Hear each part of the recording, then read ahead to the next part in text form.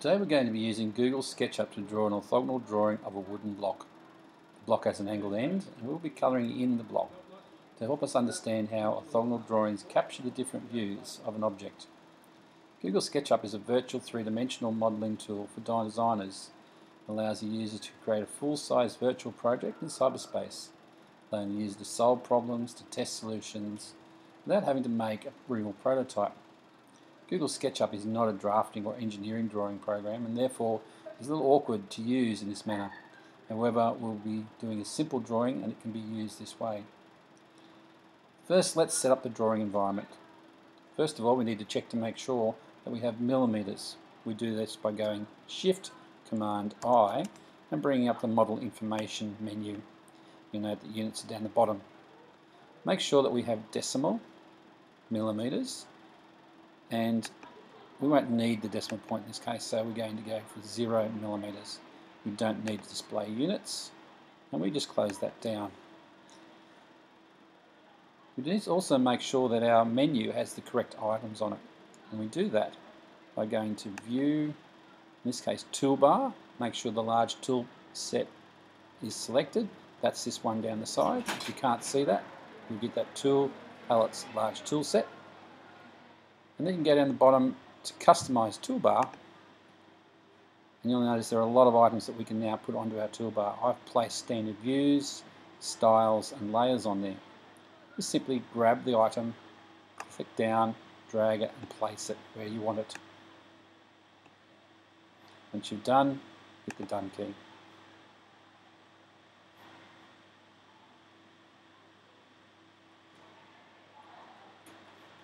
Now going to draw a piece of paper on the ground. We're going to use that piece of paper for all our drawings.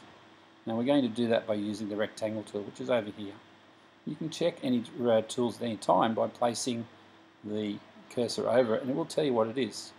There are drawing tools here, editing tools, view tools and some other auxiliary tools here. You can also use quick cuts. In this case, if we hit the R key, it automatically changes over to rectangle. And you'll notice I'm starting at the origin. It tells me it's the origin and there's a little yellow dot indicating that's where it's going to start. I click once, lift my finger, put my finger back on and drag the rectangle in the right direction. Take my finger off, hit the Tab key, type in the numbers 297, 210. This is the size of a standard A4 sheet of paper, and hit the Enter key. You'll notice it's quite small. That's alright, we can change the view. We're going to do that by first going to Camera and selecting Parallel Projection because that's the way we want to view it. We're going to use the standard top view and then after that we're going to zoom to extents. And we're now looking at the piece of paper as if it was flat on the ground. So down the road and we're ready to go. The first thing we're going to do is add some guidelines. And these guidelines will help us make a border. So we simply take the guideline tool, click on the edge, hit the Tab key, enter 10, and then enter key. Bottom down the same down the bottom here, Tab 10, enter. Click on the edge, drag in, Tab 10, enter, and the same at the top. Click, Tab 10, enter. Now that we've got those guidelines, we can draw a border around our page. Again, we can go for the rectangle tool, R. You'll notice there's a cross and the word intersection indicating I'm going to be drawing from the intersection of those two lines.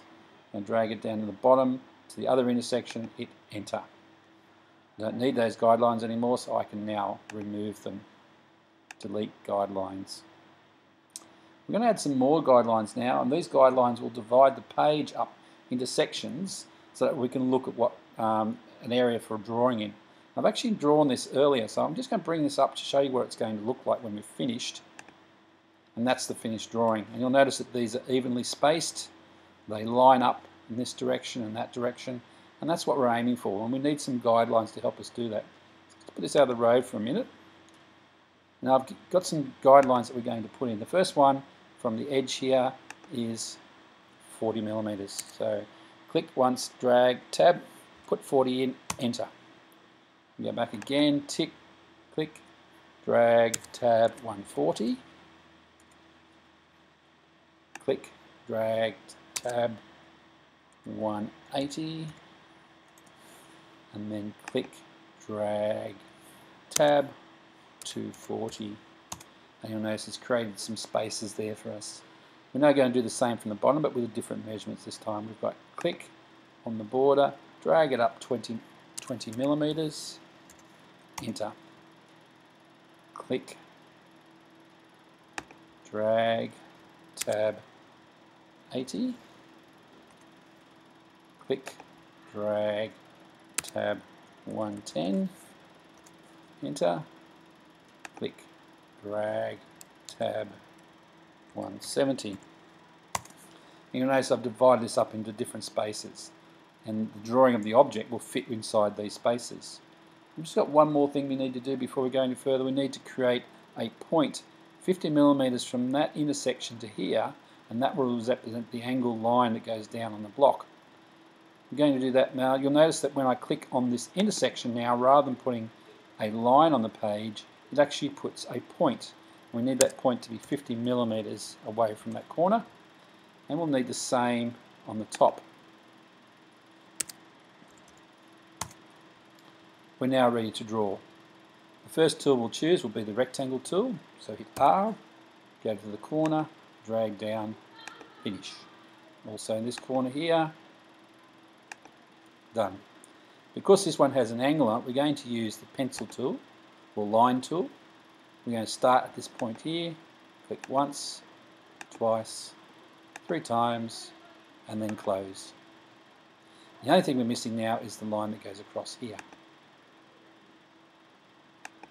Done. The drawing's now finished. We don't need the guidelines anymore again, so we're going to remove those. Go to Edit, Delete Guidelines. We're now going to colour in the different sections to represent the drawing that we had done earlier, and this is what it looks like. And so we have light blue, green and red. Notice the green here and the green there represent the same surface, but we're looking at it from different directions. This one we're looking from the top, this one we're looking from the side.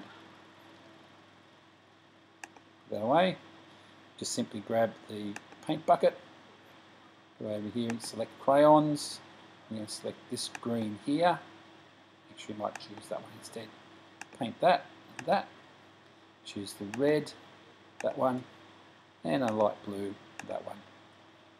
We've now finished doing the drawing, and we'll be ready for the next step shortly. So I'm just going to save that now.